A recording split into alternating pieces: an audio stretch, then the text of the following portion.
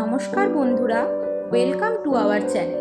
আমার রান্নাঘরে দেশি বিদেশি ও বাঙালি থেকে অবাঙালি রান্নার রেসিপি যদি আপনারা পেতে চান তাহলে অবশ্যই আমার চ্যানেলটিকে সাবস্ক্রাইব করার অনুরোধ রইল ও পাশে থাকা বেল আইকনটি প্রেস করে অল অপশনটি প্রেস করতে ভুলবেন না কিন্তু। তাহলে চলুন দেখে নিই আজ আপনাদের কাছে কি রেসিপি নিয়ে এসেছি, সেটি কত সহজে কিভাবে তৈরি করছি। বর্ষার সিজনে শাহি মটর পনির রেসিপিটি রাতের ডিনারে রুটি, পরোটা, নান, কুলচার সাথে কিন্তু বেশ মানানসই। তাই আজ ঘরোয়া পদ্ধতিতে বানিয়ে নেব শাহি মটর পনির রেসিপি।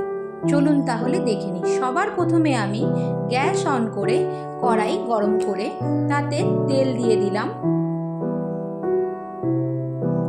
তার সাথে দিয়ে দিচ্ছি শুকনো লঙ্কা, এলাচ, জিরে ও তেজপাতা।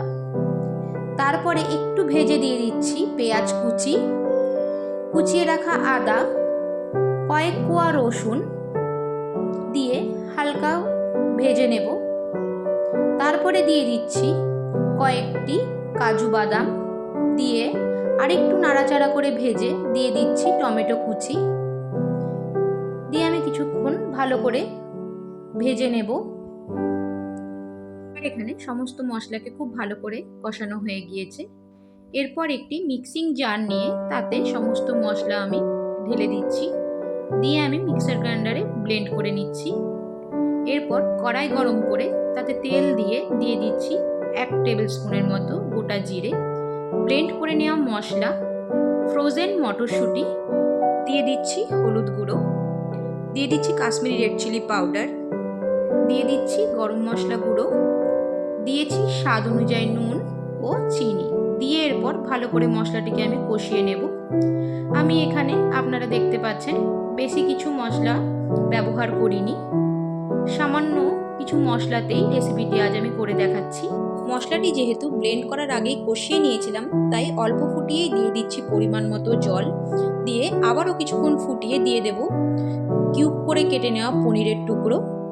পনিরটিকে মশলার সাথে বেশ কিছুক্ষণ আমি ফুটতে দেব।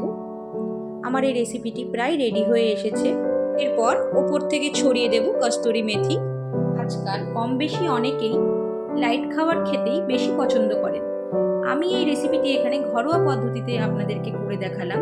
আমার এই রেসিপিটি আপনারা আপনাদের বাড়িতে চাইলে বানিয়ে ট্রাই করে দেখতে পারেন।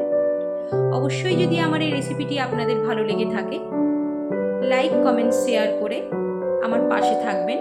ধন্যবাদ।